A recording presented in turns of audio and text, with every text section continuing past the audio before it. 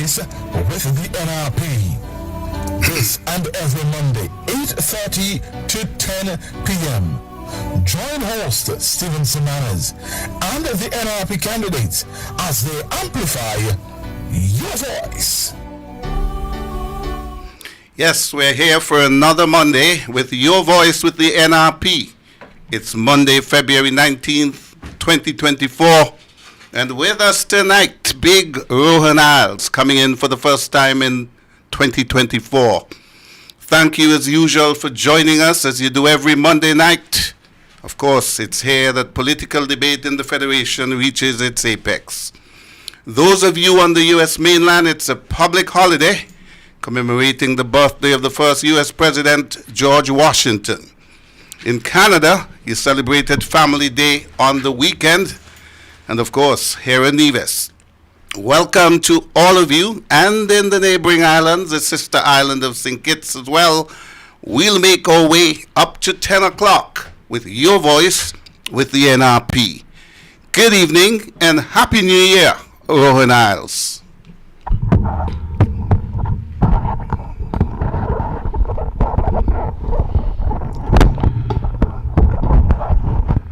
Good night, Stephen. Good night to the usual listeners of Your Voice with the NRP. It's good to be back on Your Voice as we continue to amplify the voice of our Division public and the citizens, whether here or in the diaspora. We continue to share their concerns and to, as I said, to amplify their voice. This is their platform, and we continue to do our best to ensure that what they're thinking, what they're feeling, what they're saying is out there in the mainstream. So it is good to be back. I think the last time I was here was way back when? Way back in Too long to remember. 23, when I think I came in after I was given the opportunity to be the caretaker in St. Thomas's. I know for sure you were here at the end of September, early October. Yeah, probably somewhere around there. When I came back. Yes. Yeah. So we're 1 month, 19 days into the new year. Has 2024 been kind to you so far? Yeah, I mean, 2024. To be in a new year. It's a privilege. So started off well. I mean, it started better than it ended. 2023 was a little bit challenging to the end of the year, but we, as a family, we continue to give thanks for what we do have, and there is a lasting opportunity here to make meaningful change in a constituency that I spent most of my life in, and so I am truly happy to have that opportunity. And every day is a good day once you're in the land of the living. So. We've lost so many people last year and again for the new year. Now, in spite of everything, the NRP has been very busy, so let's take care of a few housekeeping matters. The Honorable Dr. Janice Daniel Hodge, the leader of the great party, the Nevis Reformation Party, is doing a community meet and greet this week. Today, Mount Lily, Fountain, Spring Hill, Hog Valley. And knowing her so hard working, I'm sure she's still hitting the pavement, even as we creep up to 9 o'clock.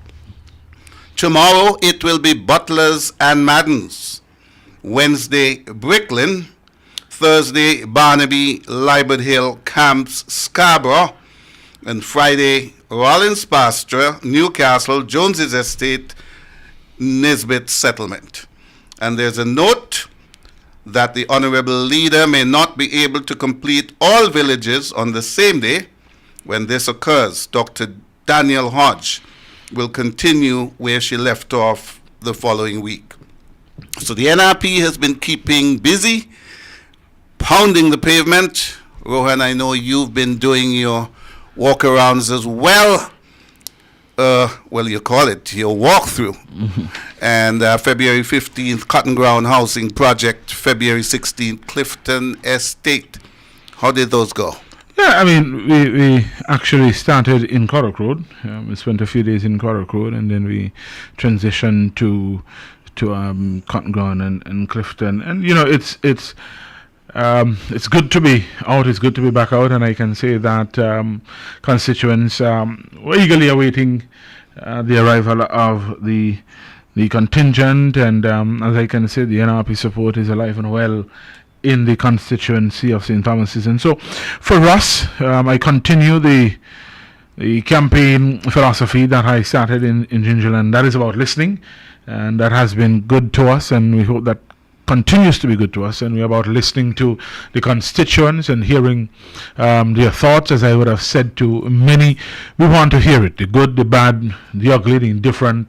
That is the only true way as public servants we can adequately and appropriately represent the constituents in hearing what they're thinking and where they are and where they want to go, and how do we set ourselves in a better position to craft policies and programs that are going to be meaningful to them.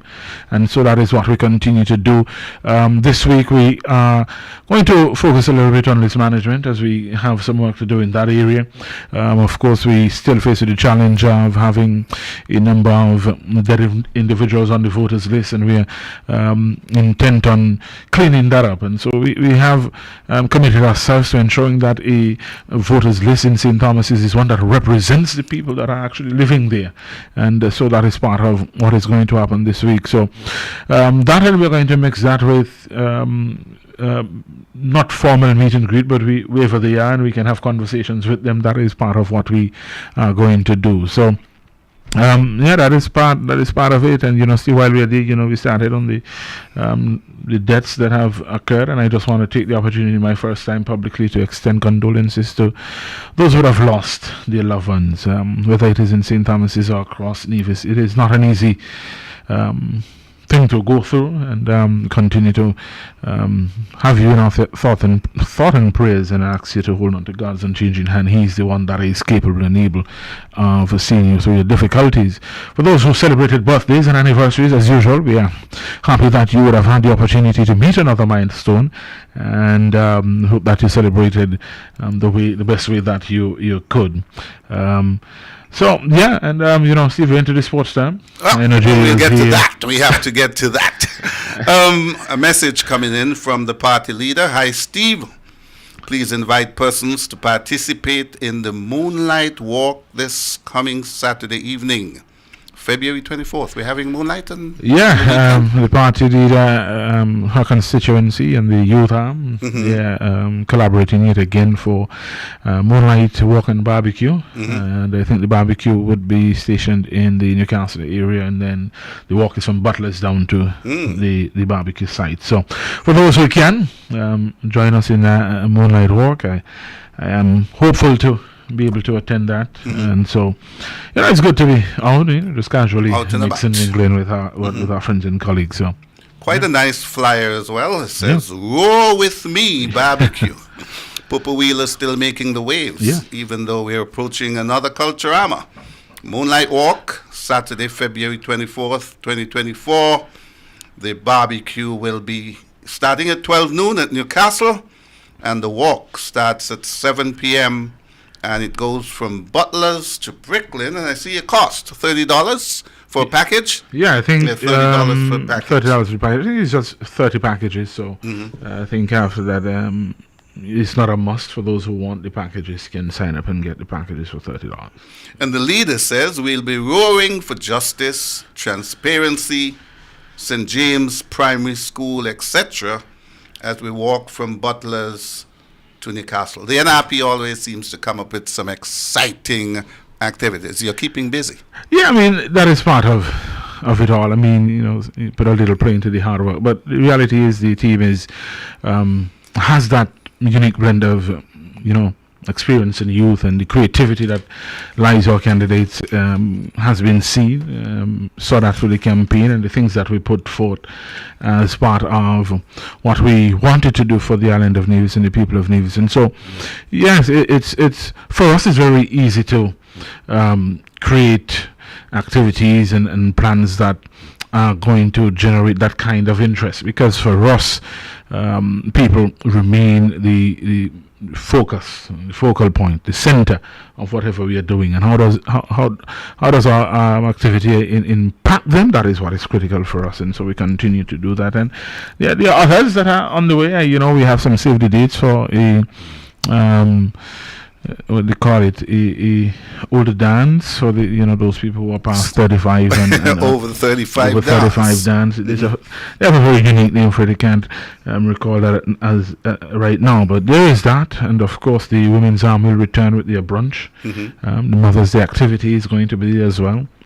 And in St. Thomas's, we are working very closely with some partners of ours to launch a Joseph Walcott Parry Appreciation Series. Wow, great. We feel that having left.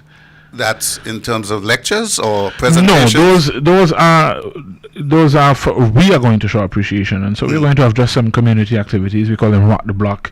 He can come around and mix and mingle with individuals, people to see and to say thank you for those dedicated years of service. When we would have completed those activities, we are going to have what we hope to be an annual event, the G.W. Parry Committed to Service Awards and Cocktail. And we're going back into the years in collaboration with G.W. Parry to highlight some individuals within the constituency who would have committed years of service to the parish and to Nevis. And it's not so much of a political thing, but we just want to give recognition in his name for his commitment to the parish of St. Thomas's, the island of Nevis, Federation of St. Kitts and Nevis. And so that is something we are going to do to say thank you to G.W. Parry. And the other things that we are going to bring out as we go along. So yeah, NRP continues to do what we do. Very exciting. I asked lecture because I have long called for a lecture series in Nevis. We know that in St. Kitts, I can't remember if Prime Minister Kennedy Simmons did it, but I know Prime Minister Denzel Douglas did, Prime Minister Timothy Harris did, and certainly the new Prime Minister Terence Jude did. It is about time that Nevis has an intellectual activity held under the banner of the Premier of Nevis. People need something to challenge them. And I recommend, Mr. Premier, that you hold the first Premier's lecture as we move towards or during Culturama 50. I will go as far as to recommend one person who comes immediately to my mind, Dr. Clifford Boots Griffin, who lectures in North Carolina, founding member of NEDAX, which started Culturama in 1974. It's time we come on par. Let's get something intellectual, something stimulating. Can't just be fun and spree. Nevis needs something like that. And the Premier, I think, should start a lecture series starting at Culturama 50. The recommendation of Dr. Clifford Boots Griffin is not exhaustive. I'm sure there are other people out there in the diaspora who would be happy to come home and speak to us about the origins of Culturama. As way back as 1979, Bahala the Meek wrote a song which said that Culturama had become a money rama with no relation to culture. And people now are telling me that Culturama is nothing more than a carnival, whereas we had carved out a unique niche. And so we want somebody to come to talk to us about the origins of Culturama, the evolution of culture, the impact on society. Give us something, man. Come with something which would stimulate the people. But let me say to our listeners, our watchers, I have noticed a habit in the last 2 weeks with J.D. Keynes and Dr. Patricia Bartlett that you begin to call when we're creeping up on 10 o'clock. You can begin to call. You know what's on your mind. You know what the topics are. We're going to delve into some of them. Water situation, Culturama, inflation. Give us a call, 669-7312, 766-7312, and 469-7953. This is an interactive program, and we can take your calls from the get-go. Very good that you mentioned that in your activities in St. Thomas's, you're taking a good look at the voters list. Kervin Wilkin called from Florida to make us aware of the need to do that. So much hanky-panky has gone on in our elections. And as we have found out with Dr. Patricia Bartlett, you get no defense from the court. You don't even get the opportunity to air your case. In fact, you face a penalty. And that, to me, is not the sign of a progressive or a sustainable nation. So there has to be a lot of emphasis on that electoral office, or two leaders, both the Prime Minister and the Premier, when in opposition, railed about what's happening in our electoral system. Gentlemen, you have all gone quiet. That's not how we build democracies. In your meeting with constituents, what are they telling you? How is 2024 shaping up for them? Well, I mean, you get right off the bat, things are hard. It is difficult, and you're getting it from every corner that you speak about. People who you would, initially, not to make judgment, but you would think that they have things well. You're better off than most people. And when you hear that the middle income and the upper middle income are saying that things are challenging, then you don't even need to hear from those at the lower levels, because you can only imagine what they're going through. So it has been difficult. I mean, there's no great shift from last year. It continues to be a challenge, and we would have seen that the challenge is about to get even greater. Just today we got notification that come the 1st of March there's going to be an increase in water services. And one of the things for me is that the NRP spoke at length about this, and that the water prices are going to increase, the electricity prices are going to increase, and we didn't just speak about it at that length. We provided some solutions to alleviate some of these issues. We spoke heavily about water harvesting, and not just water harvesting. We spoke about water harvesting and storage and integrated water pumps that would connect your water, your storage water into your main water supply. That could give homeowners an ease, rather than having to use the water from the water department constantly. They could switch and save some money. We spoke about solar panels on homes and how that could translate to not just saving money, but making some money, because that extra electricity that is generated from your solar panels, you can put that back into the grid, and whatever you would have made, $10, $15, it is whatever it is, making some money. So we were not just combating or putting things out there to say we're against, but we were providing solutions to what the problems were. And we are seeing now that the problems are coming, and there are no real solutions except to tax. And we are not a party that is saying that you don't tax, because we do understand the value of the taxation. But in order for taxation to really work, people must trust the government. They must have a level of confidence in the government's ability to use their hard-earned money properly.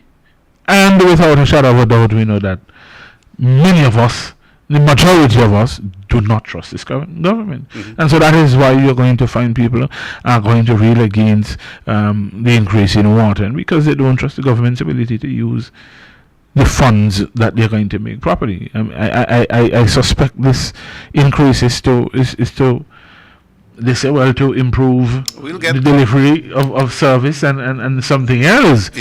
But during the campaign, we heard a lot about 3 new wells at $10 million, and they had the $10 million. So, it leads us to wonder, if you had the $10 million, where is the $10 million? We don't have 3 new wells. So you're taxing us now to get what? So this will be 6 new wells at $15 million, and so it's going to get a lot more difficult before it gets any easier. I suspect that in short order you're going to hear from Nevlik as well. Well, let's look at this a little bit more closely.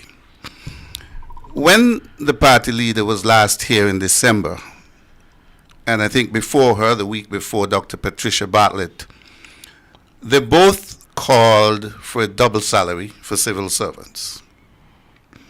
They said it was a stimulus package. It didn't happen. Instead, the Premier went on a rampage, cursing civil servants, etc., etc. This coming from a man who has benefited from more double salaries than anybody in the Federation. So let's cast our minds back, because you said things are getting worse, things are getting harder. Let's hear what he had to say last year when the NRP was calling for a stimulus, the opportunity to ease the squeeze. This is what he had to say. Now, Mr. Brown asked me a few questions. He asked me about double salary. My view on double salary is always controversial, Mr. Brown.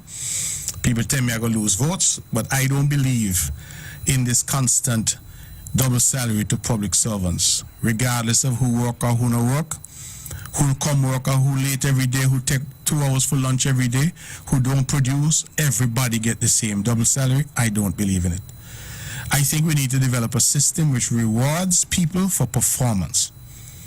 And we've been talking about it a lot. We've not done anything, but that is what we need to do.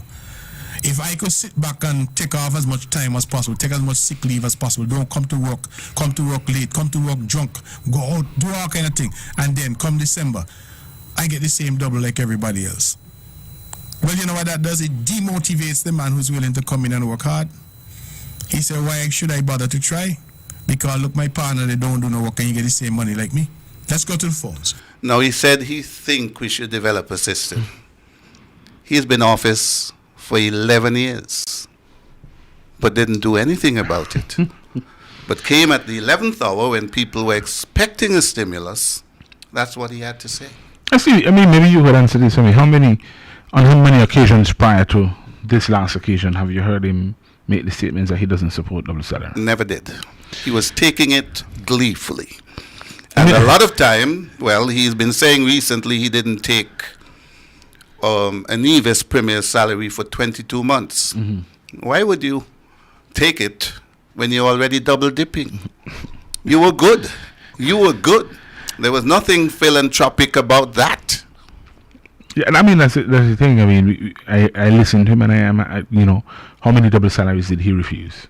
He took them gleefully. He said, one of the things I found interesting, he said that, and made a good point, that it motivates the person who is doing hard work.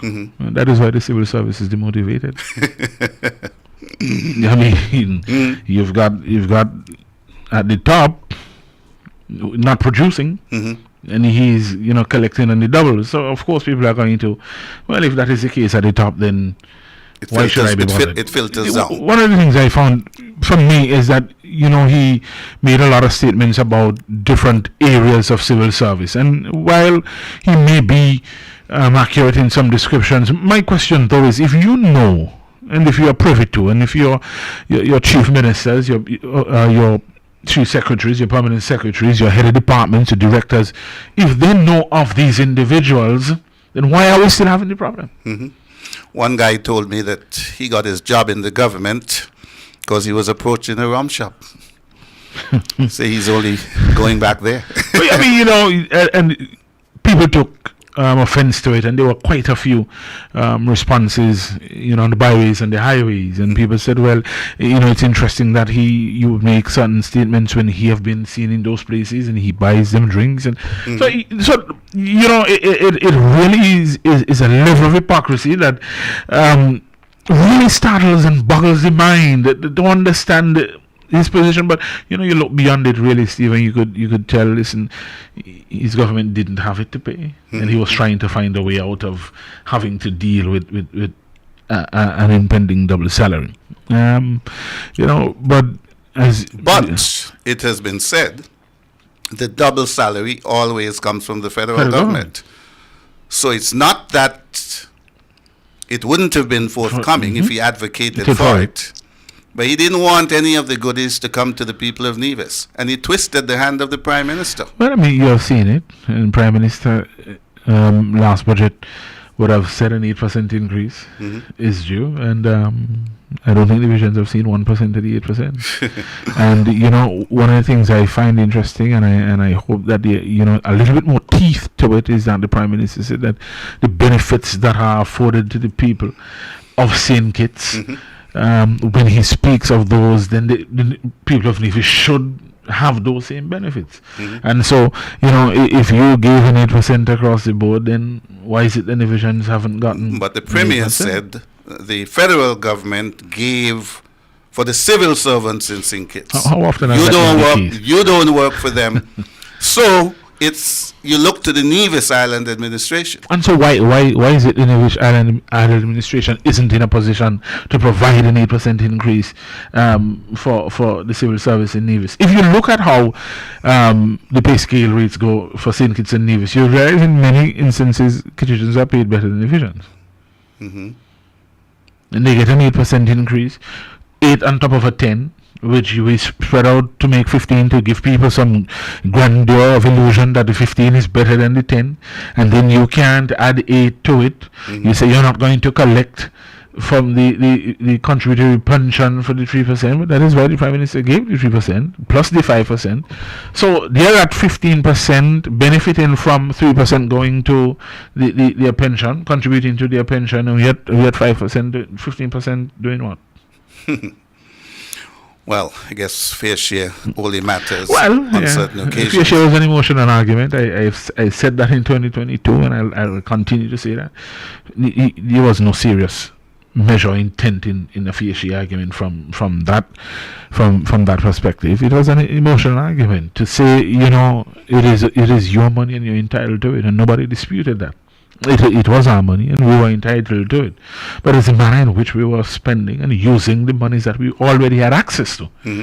And how is it that when you look at capital projects using funds that are designed for the division public, that the division public should really benefit from, the mom and pop shops should benefit from a capital project of roadworks, because the trickle down effect should see people going to the shop to buy breakfast and lunch and whatever else. That didn't happen. And so only certain people within the space are benefiting from these projects, and the rest of us are looking around wondering, where did the money go? And that cannot be the case, and that is why we are going to have issues when it comes to taxation, because our people are not confident and they don't trust the government's ability to properly spend the monies that they are collecting. And that is what we have been saying time and time again as there are projects that we have no issues with. So even accept that we are recycling the beneficiaries. The same sort of people are getting the goodies, and the rest of us are peeping down the long back looking to see if there is anything there, but it's nothing but darkness. And that cannot be. In a place like Nevis, as Julia likes to say, everybody must eat, and that is something we truly believe in. She says that, and I say it's time to return the power to voters, and voters must begin to understand the power that rests within the index finger. You don't work for us, we work for you. And when we cannot return to you an investment, or have returns on your investment, then it's time to pull your investment. It's simple as that. It is very, very, very, very simple. So you look around Nevis, and a lot of what is going to happen between now and whenever the next election is going to be things that are going to pull at you emotionally. And so we have the Culturama package that I see is out. That's an emotional pull. And something out there to say, boy, well, want to fix my fence, or... And then people, you go for that, but what is it that you're going to benefit in the long term? The reality of that situation is, Mr. Mann, is that is something to give those who are coming home an impression that all is well. It is a surface cover to the deep wounds that divisions are experiencing at the moment. They don't want people to come home and have to deal with a full circle of issues, people talking about how difficult it is. So it's more emotional to come home and see, people have their houses painted nice, and say, well, how you say things are when your house nicely painted and you have new furniture and all those kind of things. And I would like to see how many people are going to go for that, because not a lot of people can afford to. Well, he said there are 20 persons have so far applied. And he said previously it's an idea they got from Leeds in England. How long was when Nivisions went there to celebrate Arthur Florence in 2017.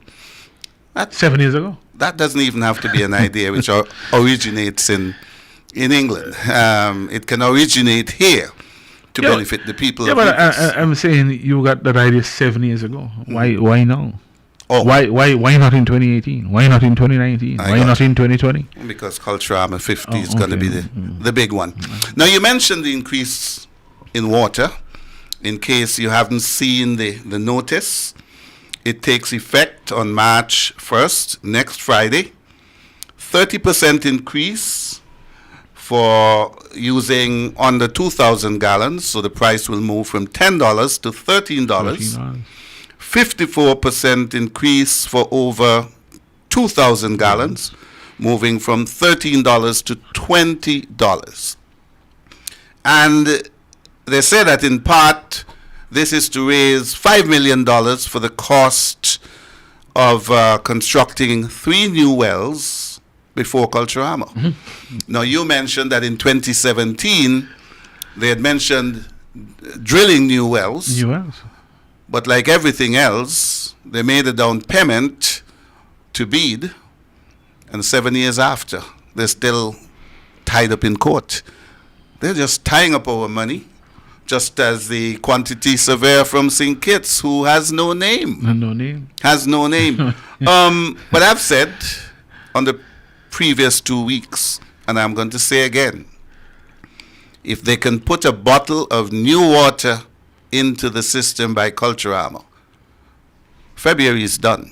We got March, April, May, June. Culturama starts in June. Yeah, so they're going to raise $5 million in 3 months. This government, which has a track record of not finishing projects on time, if they can put new water into this system by Culturama, I'll give them a round of applause. I don't see it happening. $5 million in 3 months from taxes. And then they're going to dig 3 wells in a month. And they haven't even named a company to do the drilling. Is it Bearock or Bede? I don't know. It won't be Bede because Bede is tied up in St. Kitts, and they're also tied up in court with the Nevis Island administration.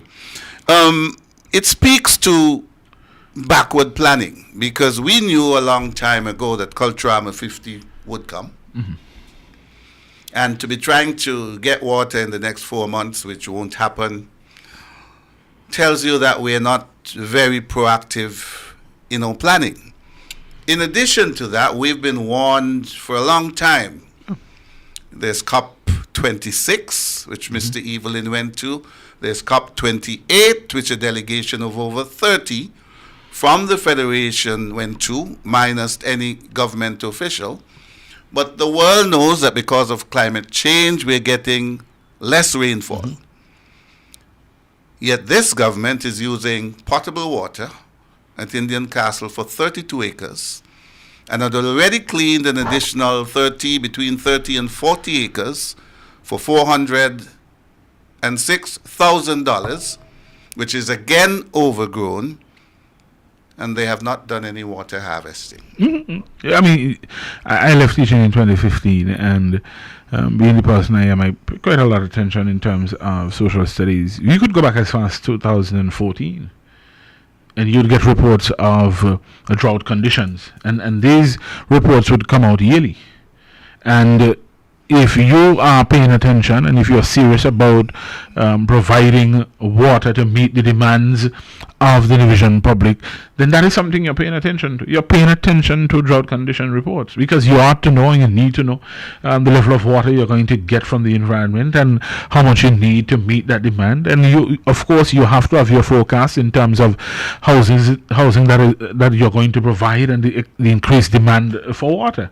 That is a part of governance. That is a part of good governance, and that is one of the things I'm proud about, but we just don't put things out there. We're putting things that connect that are going to make sense down the line, that are going to provide some stability for our people. And I can go back to the example of solar panels, because that in itself was going to be an area that was going to generate employment.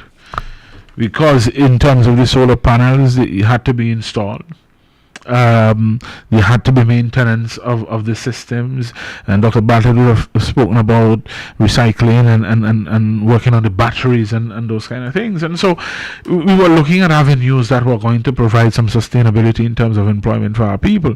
And so those are things that you should have been paying attention to in terms of what, and not just saying, you are now in a situation where you can't provide the amount of water you need to say, okay, let us drill 3 wells. And then we run into problems, and so we're going to court, and we're going to stay in court as long as we can, because we're going to use that as an excuse not to be able to provide. When people really aren't the center of what you're doing, these are the results you're going to get. And we hear a lot of talk from them about good governance, and I don't think they understand truly what the phrase good governance mean. And I simply say that because good governance is not easy. It is a particularly difficult concept, but if you are serious about it, and if you truly believe in people development, and if you truly believe in helping people to meet their higher level needs, then it's something you're going to be committed to. And that I know for a fact the NRP is committed to, because we believe that in as much as we do, we ought to be putting people in a position not to get everything they want, but at least to be satisfied with getting something. Not everybody is going to be able to get a mansion, but you're providing homes, quality homes, and that is part of what the process in the good governance agenda calls for. And so we shouldn't really, at a time like this, 10 years on, be having difficulties in producing water for our people, especially since we were promised 3 wells at a cost of $10 million. So that is where we are. And what is good, Steve, is that more and more divisions are opening their eyes and seeing what is happening. Of course, we know the divisions would have responded favorably for the NRP in the last 2 elections, and so that is something we are happy about, that people are seeing that the government at the present is really not doing what is needed for their sustainability, their upward mobility. And so, we are just doing what we need to do currently and waiting for him to ring the bell again. 9 minutes past 9. We're going to take a break, and we've got so much more to talk about tonight. My special guest, next representative of the great parish, great constituency of St. Thomas's, Big Rowan Isles. Let's take a break, and we'll be right back. Your voice with the NRP. This and every Monday, 8:30 to 10 p.m. Join host Stephen Semanas and the NRP candidates as they amplify your voice. And we're back, and we're with Rowan Isles, the big man from St. Thomas's Parish. Now, it's been an interesting past couple of days. The Premier made a statement on his program on Wednesday night. And I've been met in the supermarket, on the street, people calling me over. They said, "Did you hear the Premier on Wednesday night? Isn't he ashamed to be talking about how good Grenada is doing?" He went down there for the independence celebrations. And I was really alarmed when that came out of his mouth. He said, and I was watching on the computer, and he was doing his hand like this. He said, "I don't know how to describe it, but Grenada is, when you have like an ant's nest, and not ant's nest, a bee hive, and you rise it up, a lot of activity everywhere. You go to town, you can't get back in." And he went to see hotels on the new strip in a new part of the country which is developing. And then he was giving the credit to Prime Minister Dickon Mitchell who is 44 years of age, just took office 20 months ago. And then he caught himself and he said, well, also his predecessor in Keith Mitchell, who's been in office for about 20 years. So he was impressed with the development there. And there's nothing wrong with being impressed. But what people were stopping me in the supermarkets, on the street, and saying, is he happy to be applauding the developments in Grenada? And he can't say the same thing here. Have you ever heard him applaud? It's going on 3 years since Premier Van Samry passed away. Have you ever heard him applaud the Premier for laying the foundation so he can build upon?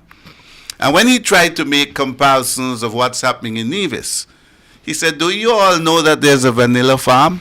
You know where that is, Rohan? I don't know. I've been asking a lot of... I'm not doubting that it's not there. Yeah, I'm told it's about 1.5 acres. So somebody doing some experimentation. And then he said, do you know that we're growing grapes? So we're like California and Chile. Somebody experimenting. And those are the big items he's holding up. But at the same time, he's not told us the Prime Minister of St. Kitts has announced 2 major developments in the last 6 weeks or 2 months. Mind you, Foreign Affairs Minister is kind of claiming that since he's on the scene and giving a new face to St. Kitts Nevis internationally, that these developments are coming. So a new hotel was announced, and now the Ritz-Carlton. Now, all of you folks, including yourself, who worked in the hotel industry, know that the Ritz-Carlton follows the Four Seasons. In any major U.S. city, if you find the Four Seasons, find a Ritz. There's going to be a Ritz around the corner and vice versa.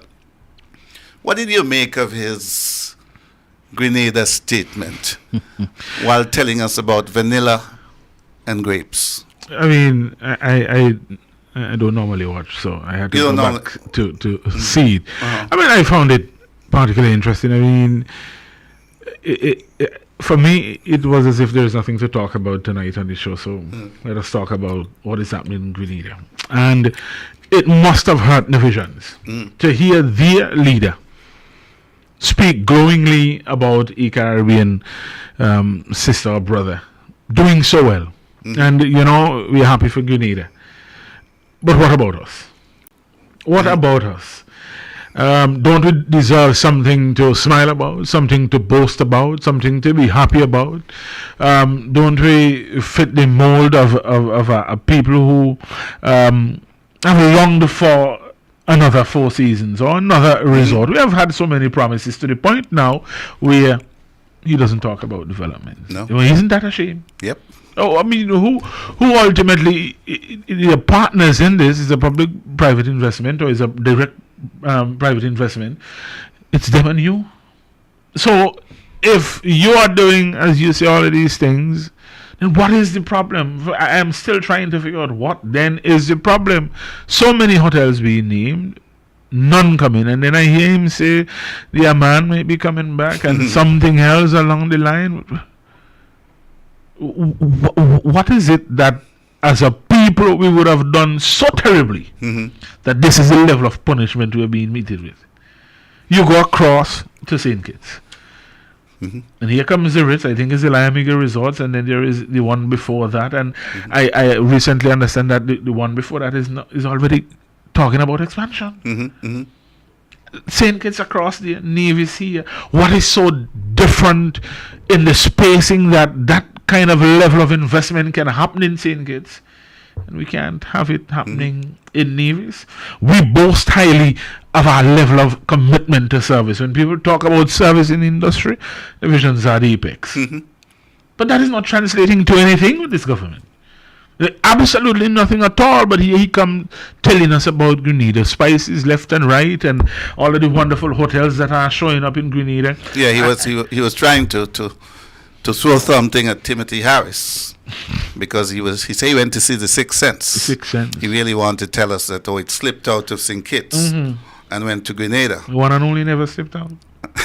Everything else haven't slipped out. I mean, it is incredible how this government manages to point at shortcomings and failures of every other administrator, yet can't see that they are really not producing anything for Nevis. I think they have been in power 2 decades plus, and there is not one single major investment they can speak to say, well, yeah, this is it. You know, this is what we brought. So I really do hope that in all that he saw in Grenada, that there is some idea that he can, deliver on fully. That I won't mind him not announcing or say anything, and when the doors open, he can say, yes, this is what we're doing. I won't hold my breath on it, but I am truly hoping that is the case. It really was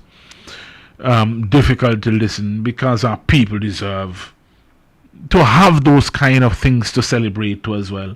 Our people deserve those kind of options as well, and we ought not to be struggling here in terms of employment and unemployment. I mean, and as I said before, if people really are the focal point of what you're doing, you're going to work extremely hard to provide for them. I mean, as you would have said, the current Foreign Affairs Minister, subtly throwing the jabs that is a different face now, and so things are happening. And one would have really thought that with the Premier being the former Foreign Minister, that Nevisians and Nevis would have benefited a lot more. And I mean, of course, knowing them, they'll tell you little tales about why that didn't happen and challenges they may have met. But within the sphere of the politics, when people put you in power and when people elect you to serve, it is to give them a better experience. I mean, at the end of the day, the only thing that matters is the experience between life and death. There's nothing else. And that is why people look at it and say, boy, I believe in this party, and I believe in this gentleman, I believe in this gentlewoman, and so we are going to give you the opportunity to serve.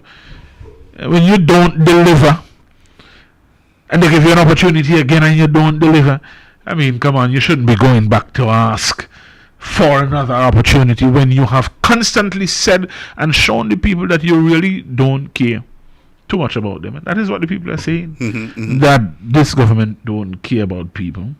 I came across a little quote that says something about in a good country, poverty is not something to boast about, and in a struggling economy, being rich is not something to be happy about. You see what is happening within the context of our division society, and those who have it have absolutely no problem, because they know they're going to be continually fed, whether intermittently or on a regular. They're going to be getting, and then the rest of us are there hoping and praying.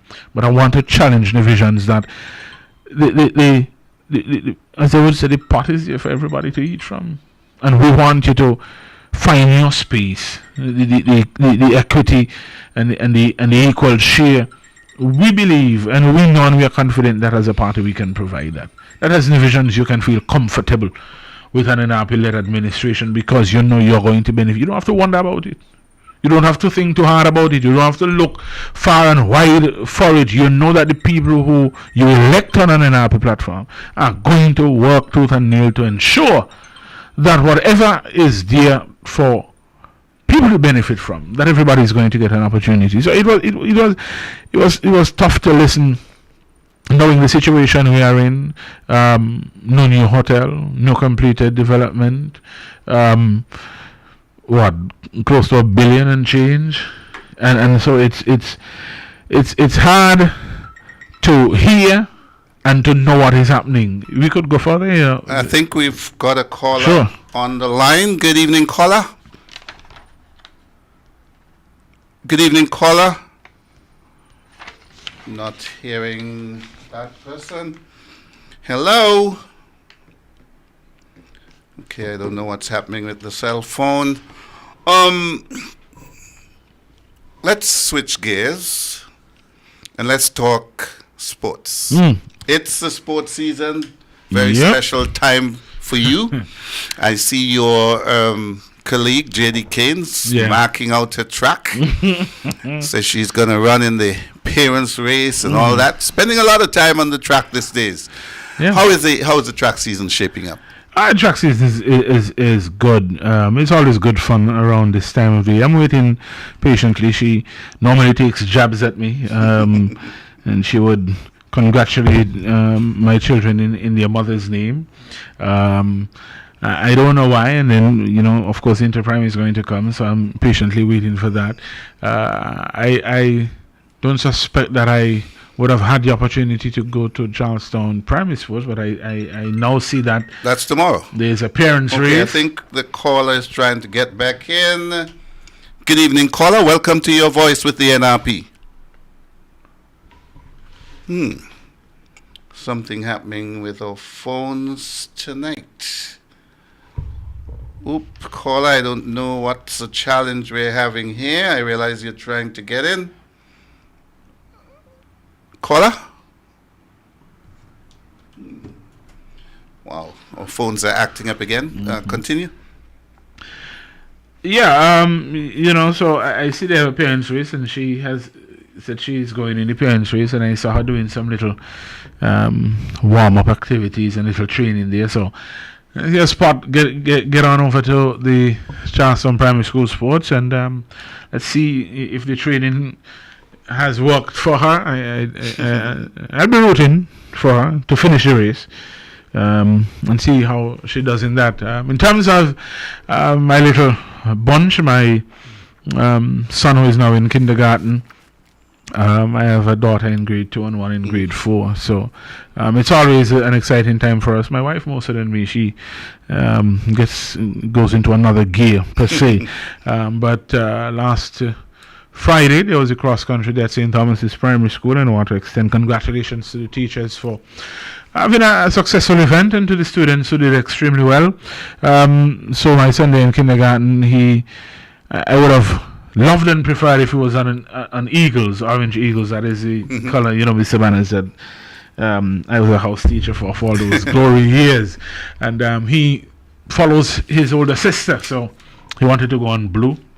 And no matter how much the teachers tried to encourage him to, get an orange ball, which, he wouldn't have known what it is. He was adamant that he was not going to pick that. He picked a blue one, and he would have run the cross country a new record time. So he's the record holder at kindergarten. The one in grade 2 would have done well. She improved, and she placed second this year in her cross country.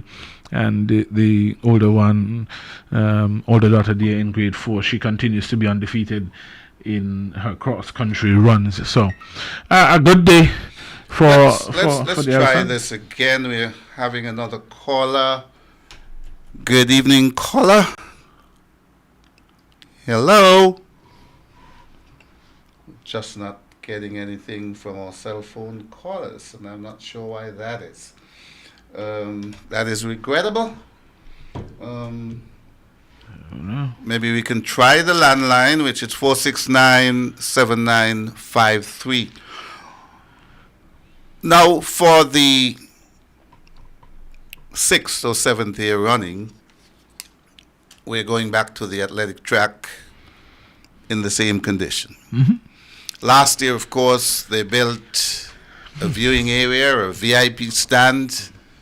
What was it, $300,000 and plus of dollars, I think we heard. We were promised a world-class facility. It hasn't happened. Now there's a lot of buzz because in St. Kitts, they're replacing or repairing the Kim Collins Athletic Stadium. And so some of the meets are going to be held over here. And our leaders are holding that up as a trophy. As well they might. Yeah. But it is in the same state. Yeah. And as I told somebody today, the Premier has been saying that if we didn't have that stadium or track, that our Carifta athletes would not be able to qualify for the Carifta Games, which will be held in Grenada. I would have made a pitch seeing that is happening, to my good friend, and when I say my good friend, I mean the Premier's good friend, the Prime Minister, to bring some of the CBI monies to Nevis to finish this track. How many years will we wait after 2018 when it was first opened? We haven't even heard a figure that is needed to complete the track. I would use this occasion to lobby for money to come from the CBI proceeds to finish the track. I don't know what are your thoughts. Well, I would hope that you would lobby for someone else to manage the construction to its completion. Why? Hope that what do you mean by that? Because we continue to get money and do half a project and don't know where the rest of the money is. So it for me, I would hope and I really do hope that the facility would be completed, but I'm not trusting the government to do it, and that's just me. But the story where we're being told now by one of the movers and shakers is that they visited the track in Miami, and it was a tent city. Yeah, that you don't need stands to have a world-class facility. But when you listen to that kind of argument from people who had drones flying overhead and telling you this is going to be the best facility in the Caribbean. St. Vincent and the Grenadines have spent less than $6 million. They have already named their stadium after Dr. Vincent Beach, who was not even an athlete but a politician. We spent $11 million and counting, and we just can't get it done. The cell caller is trying again. Keep trying or try to use the landline. We're having some challenges on our cell phone. Your thoughts on what should be happening at the Mondo track? It's been too long, and we are not even being given a promissory note. I mean, I understand, and I think I know the comment you're referring to, but those are permanent fixtures. From looking at it, those are not just ordinary tents. These are not the tent shape, but I think they are permanent fixtures. And for me, it's not.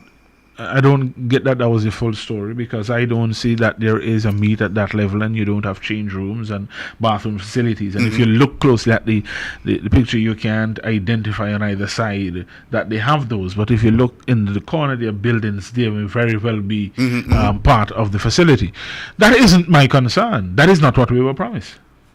That is not what they said that was going to come. As you said, the drones were flying over and there was high promise of having this wonderful facility. I was one of those persons who supported the move to have that facility. And it is disheartening that that is where we are now, and there is no forward movement. No end in sight to that particular project. Is that your phone or this phone? No. Let me try the landline. Whoop. Still ringing. These phones are messed up tonight.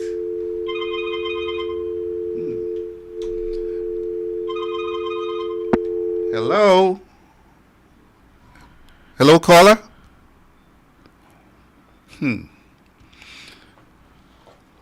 Really need a technical support here. Both landline and cell phone giving us hells tonight. All right, go right ahead. Yeah, I mean, so it is not what we were promised, and people were looking forward to that completed project because it looked good, and people believed in it, and it was going to bring a sense of pride to the Vision public, because we wanted to have that world-class facility. We wanted our young athletes to be able to run on services that would rival and match any around the region. And so that was something that we were looking forward to. And like most things, start and get to a point where it's usable, and then we are told that is good enough. The track is here, so we are good. Just as they said, the PA is there, and the water taxis can dock, so that is good enough, and that it really isn't good enough. And our people deserve better than the mediocrity that we have seen currently from this administration. So and there comes the challenge now of the inter-high that we are talking about, and 2 days in St. Kitts and 2 days in Nevis, and so. Oh, both phones going. Let's try this one again. If you get anybody. Good evening, caller. Welcome to Your Voice with the NRP. Just not happening tonight on neither the landline or the cell phone. Somebody moved the wire or something like that. I don't remember. Callers, we apologize for that. We're just not getting it done tonight on the phones. Somebody said they're hearing us, but Somebody said they're hearing? they're hearing us loudly, but they don't understand what's happening. So. Yeah, I just don't know what's happening with the phones.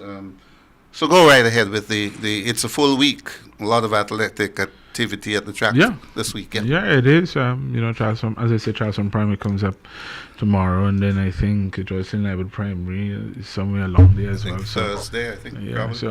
Yeah, I mean, it's sports time, and we continue to encourage Division Public to support the schools. They need that support. That is where they make the bulk of their money to keep them for the rest of the school year. So go on out and support the schools, and of course get ready for inter-primary, which I think comes up on April 3rd. If you haven't gotten your green shirt as yet, make sure you go and get your green shirt in support of St. Thomas's Primary School. We are getting ready to get our first at the Mondo facility. But I don't want it to come to a point where we are now comfortable with what is.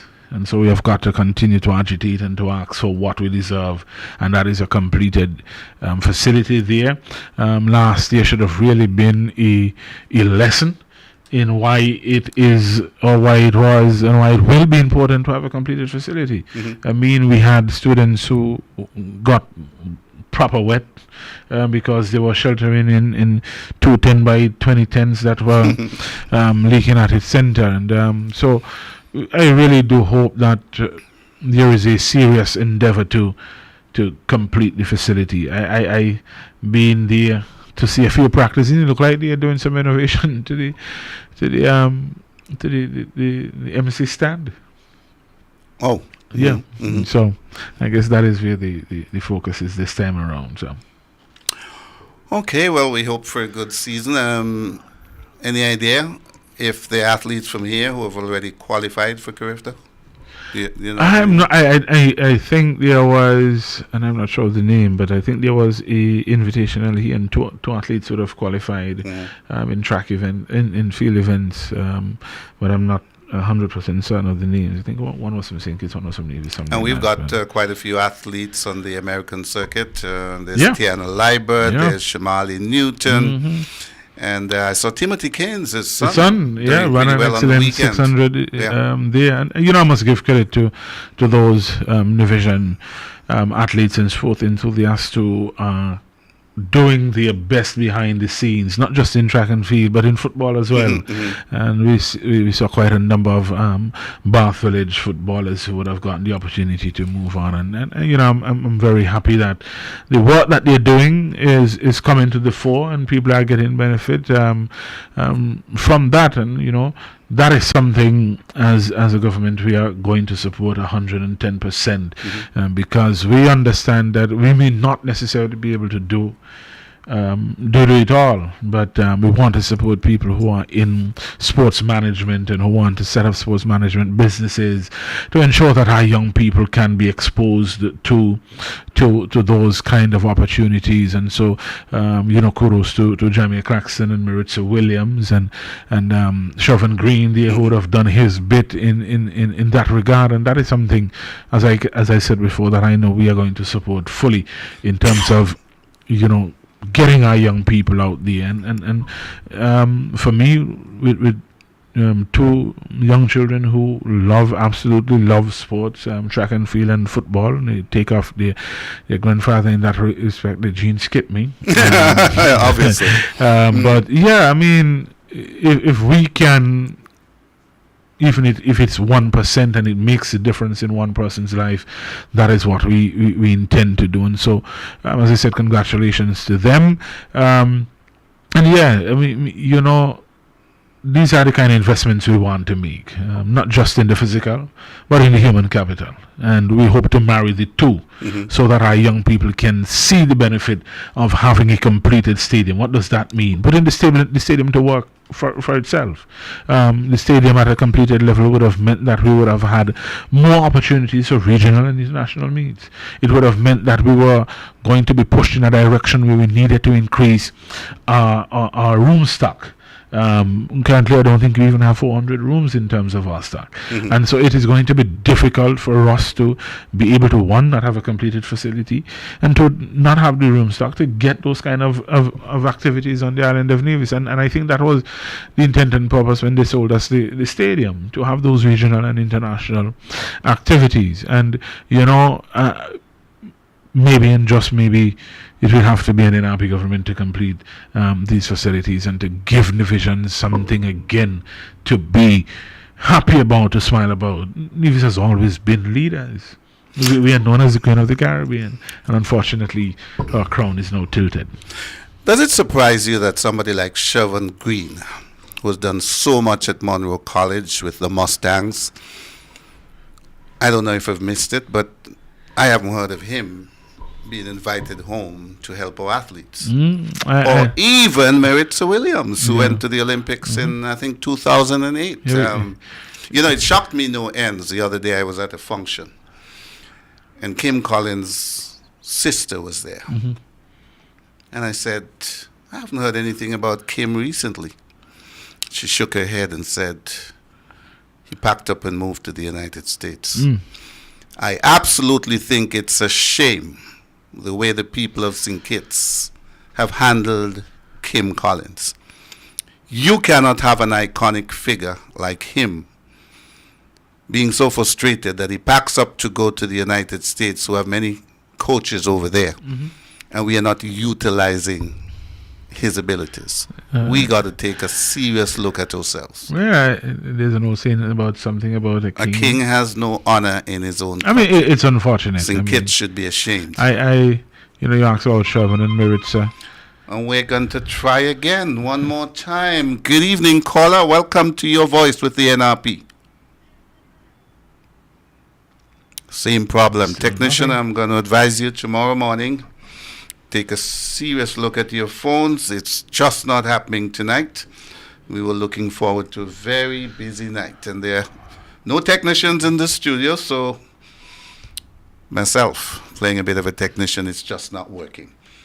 Okay. In terms of Shervin and Maritza, I think, as you would have said, I haven't heard any, on the government side in terms of... Let's try one more time. Good evening, caller. Welcome to Your Voice with the NRP.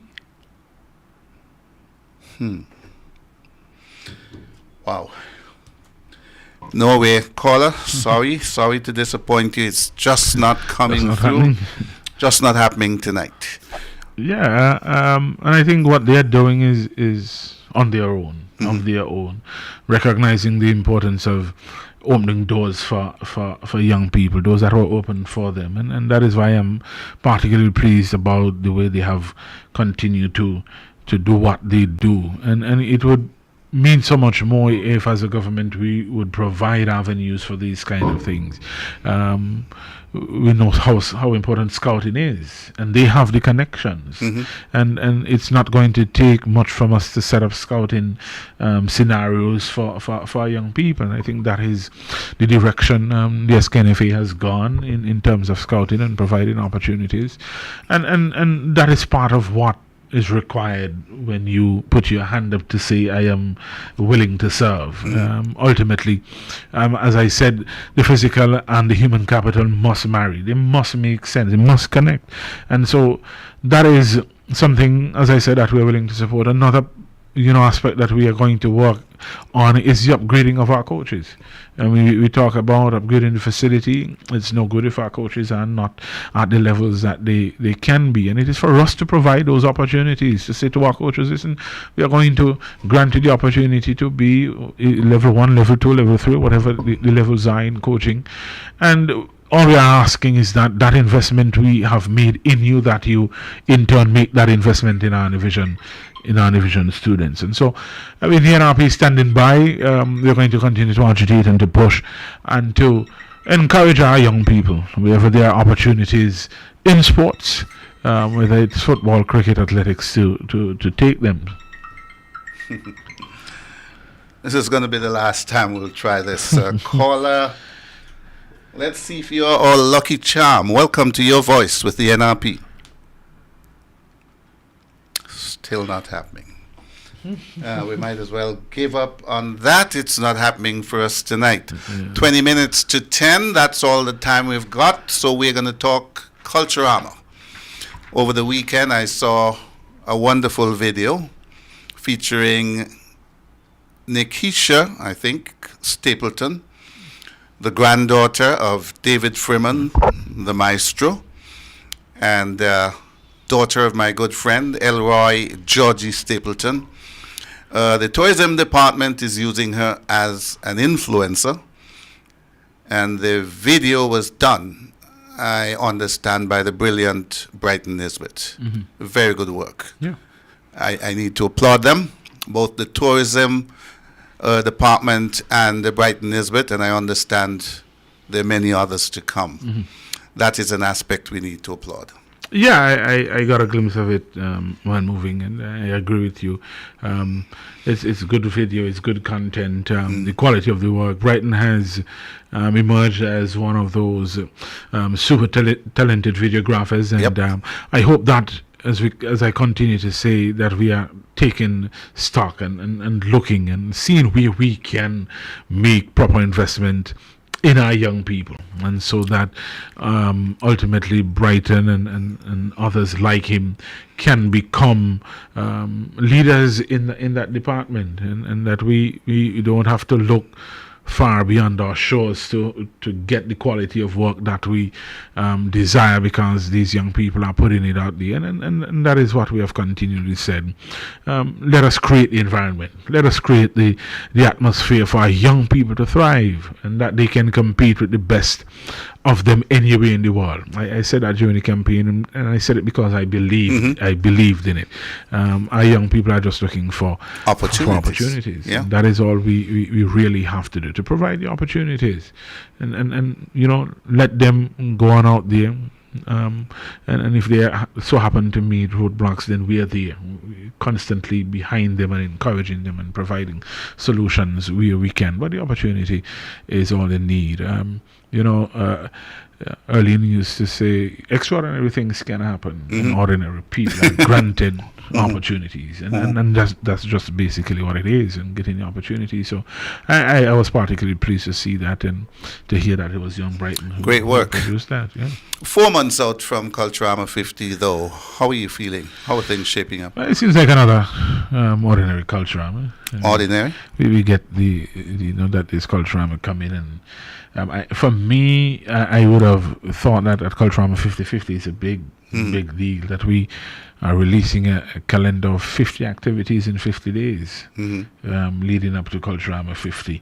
I'm sure we can find 50 communities and villages that have historical value and cultural context that have contributed significantly, and where we can find those places and individuals. Like I can go to Barnesgate and Eglantine, Jubbury, and Wilfred Hamilton, and then in Lawrence in Cotton Ground, and whether we are doing, as you would have said, probably a lecture series or a night of activities, whether it's a drama piece or a rock the block activity, that we are building the excitement and we are building the momentum, and people are looking forward to whatever is to come in terms of the fringe activities. So it's 15-50. I would have loved to see a 15-15 days leading up to Culturama, and to put something back there for the patrons. They have long been with Culturama. They have suffered through the many rainstorm nights and the hard concrete benches, and they have sticking and stayed, and what is in there for them in 50? Our sponsors, whoever they are, is there anything for our patrons? Are there gate prizes? Is there anything to who are patrons to to the cultural complex, and something exciting and something new, and get involved with young people. They are the ones who we are going to look to, and maybe it's cliche and it's overused, but leaders of tomorrow begin to lead today, and so we have to really grant them that opportunity. And to do that within the context of the uniqueness of the festival. I understand that as we continue to evolve as a people and as a nation, certain things are going to change in years. But the essence of what Culturama is, that is how we can preserve that. 1550.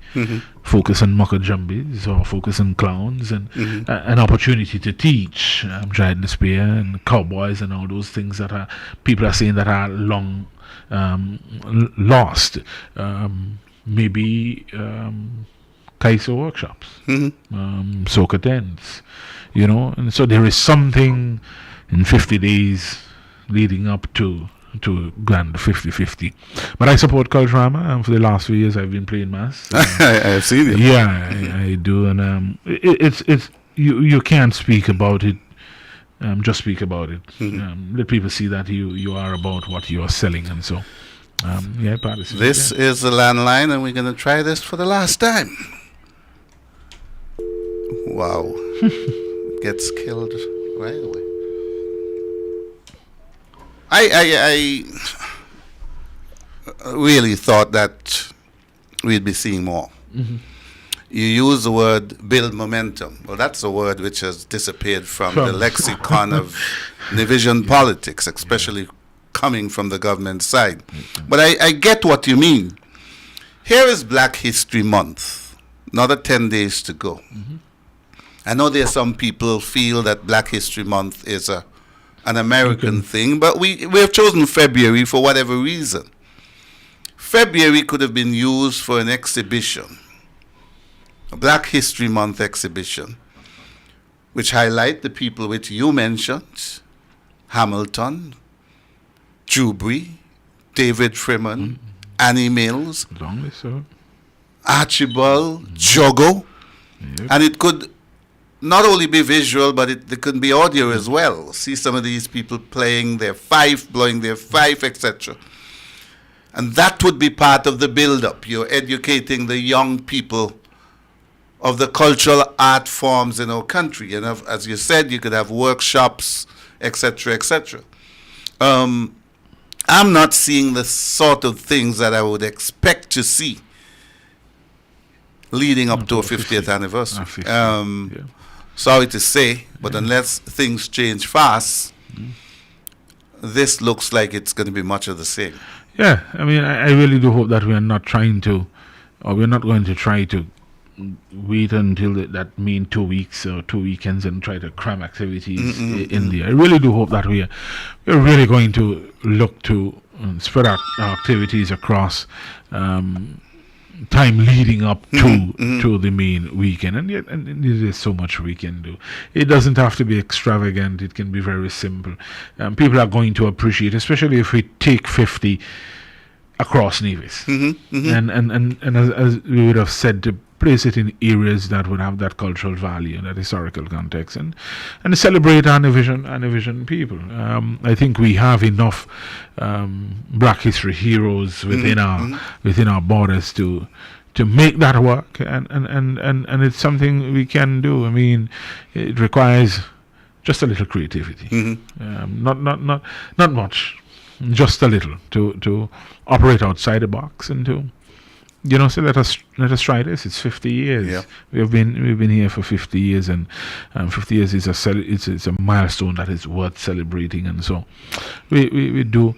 And JD has offered a service, and we're all here to help in whatever areas we can. I guess many people may not know I served as street parade chair for 4 years. The current route that they're using, that was instituted by me. and before that, it was 11 years in Street Parade. I served in the Central Committee as well. So we do have ideas that we can share. We're not saying that we have all the ideas, but we believe in making 50 spectacular. We do understand, and we do hope that our Division brothers and sisters abroad will come home, and we want to be able to involve them and to engulf them again with a cultural display that is going to be one to be remembered for a long time. And so, hopefully they are going to give an ear to what we have shared, and let's make 50 great for everybody. Well, I thought the year should have started with some town hall meetings to hear what people some interest and hear what people want to. People are looking forward to. And I think that Culturama should straddle the 50 years. I figure that the parade shouldn't be just beads, strings, and bikini. That I saw Emma Johnson the other day. I think it was outside the Anglican church where the masquerades were playing, were dancing. Yeah. I would like a section in the parade for people like Emma Johnson who are heading to 90. They can have fun too. Yeah. They can't move at the pace of Seba Jones or Rowan Ayres. But it has to be straddling the entire 50 years. And in that regard, I thought that they should have put together a broad-based committee, not the usual core, and involving education department, of course, the cultural department, and other institutions within the country to make this thing happen. I mean, we can't just have 10 or 12 wise men on a committee planning for all of us. There should have also been diaspora involvement. We're asking people to come home from England, the Virgin Islands. Do we have people there mobilizing people to bring troops up, for instance? So I thought the planning has been deficient so far. Let's hope that they can still pull it off and make it something which we'll all remember. Yeah, I mean, and that's part of the reason why I would have spoken about 1550. You garner that level of interest, and hopefully you can spark, rejuvenate the traditional folklore that you spoke about, and have those kind of troops that are willing to come out and play mass for Culturama, and to, as you would have said, have those who may not necessarily move at the pace of the current level of revelers, but it's 50 years, and there is a lot to celebrate, as you would have said, to straddle 50 years, and to, bring back some of the things that many people have been saying has been missed from Culturama, and it would be a very spectacular show on the road when people can see the evolution or the transfer of knowledge and skill from the older generation to the younger generation. When they're taking it, brings an opportunity to preserve what is really the essence of Culturama, and that is an opportunity for 50. So I hope, like you hope, that the planning is ramped up in certain respects, and that people are granted the opportunity. Culture is you, culture is me, culture is all of we, and so as you say, can't just be 12 wise men. So let us hope that happens, and the diaspora is allowed to be a part of the process, whether it is planning or mobilization, and so everybody can say, listen, at Culturama 50, I played my part. I enjoyed the activities, and that people are not saying it is just another one. So let us widen their eyes and open the scope. One of the things people are talking about, hope, let us give everybody something. I know there was a major discussion about the Juve in town and everything stopping in town so people can get to open spaces. 50 years. Let us hope that is not going to be the case. Those who want to stay in town, stay in town. Who want to go down pennies, go down pennies. Options. It's 50 years. You give people, as you would say, the option, and with that, I fully believe more people are going to be out and about, rather than telling them, listen, you got to go to Herbert's Beach. You know, you have to go down to Penny's. Give people the opportunity to say, listen, I want to stay in town, hang out, put a band on the apron, let them play 50 years. Well, I like your idea about moving the culture around. I haven't been to Trinidad Carnival, but I understand it's a series of carnivals. Every little small town is having something. Yeah. Why can't we go out to Dick's Bar, for instance, on a Friday night, where we pay homage to Joseph Jogo Brandy, who is not as nimble as he used to be, is now 89 years of age. But Brooklyn is a hot spot of culture. A lot of the good cultural acts have come out of Brooklyn, as has Rollins and Barnscott and Cotton Ground and Hanley's Road. Why can't we have an evening out there where we go there and we pay tribute and we just have a good time? Yeah. You know, so Abo, I hope you could widen the scope of what you're intending to do to make the festival more meaningful. Because we all want to see it a success. We've only got 5 minutes. Any other topics impacting your mind? Of course, the hospital. We have heard that it will start in the first 6 months of the year. We would have thought they'd try to get it finished so that if people are coming home, that would be a showcase. I would imagine in June you will see a lot of activities as they try to spruce it up. But that doesn't look to be going anywhere fast. Yeah, I mean, you know, we continue to hope against hope that at some point there will be hope for the Alexandria Hospital. We know this government pulled the plug on geothermal. Currently, the Alexandria Hospital is on life support. And it doesn't look good. I've said before, I'll say it again, don't expect anything before 2025. Just doesn't seem real and practical at this time, because it's a hospital, and we have been doing terribly in completing. So much has been done in the period of time we broke ground for this new hospital wing to now. Icon of the Seas, the land exclusion. I'm not sure the size comparison, but I'm sure it's more than twice the size of what is there, and the amount of state rooms and regular rooms, and I think it was finished in 2 years. $2 billion. $2 billion, and that for me, former Prime Minister would have said, when questioned about national debt, he made a particular response. When it comes to healthcare and education and national security, as a leader, you should not be afraid to do what you need to do to ensure that those things are well taken care of. And for me, we speak a lot of the hospital in this physical sense, but what does it mean for our people in terms of service, in terms of being able to access quality health care? And that, I think, was the intent of expanding the facility. That had to be the intent. You know, I've asked many times how many additional rooms or beds are going to be provided by the facility that is now twice the size of what we have. What are some of the services that divisions can look forward to?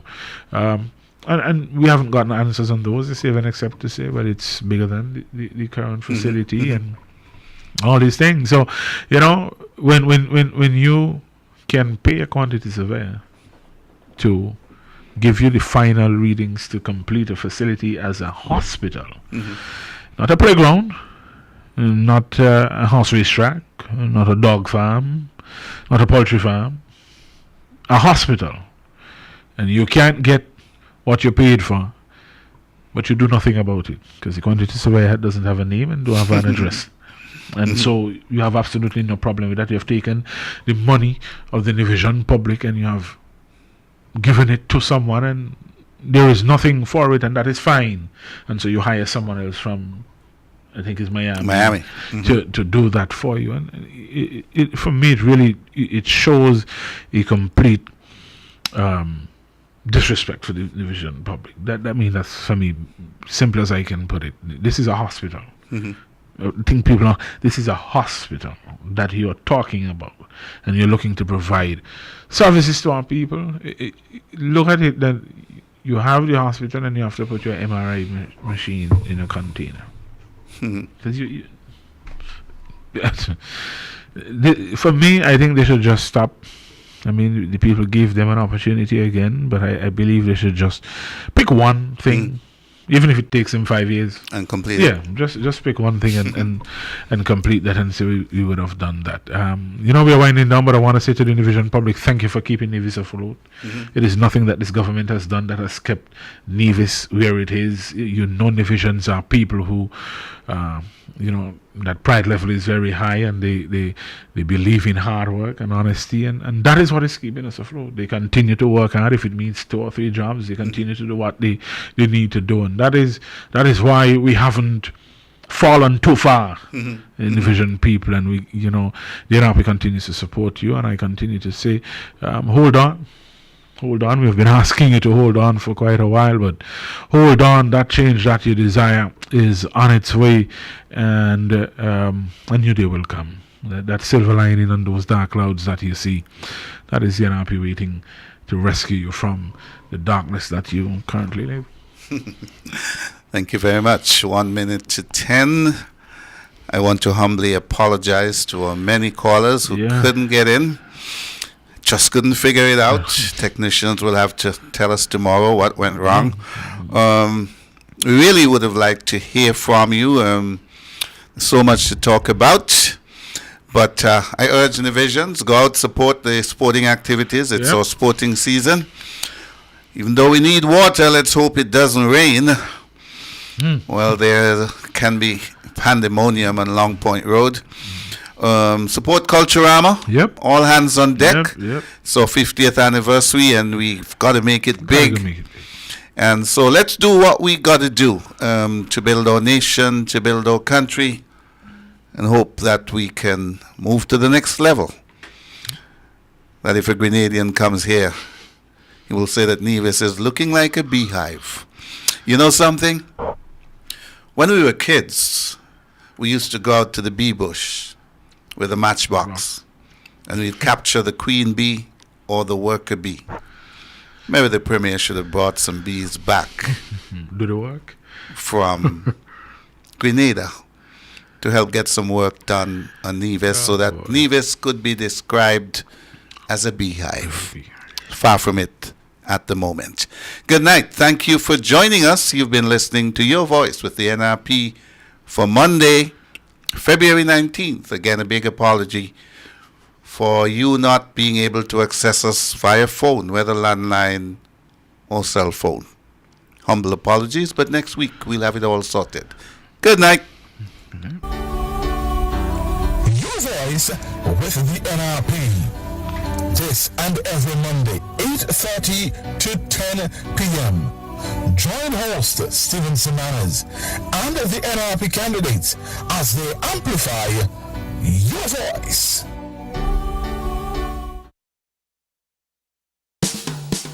For your finest meats and even sweets, do your shopping at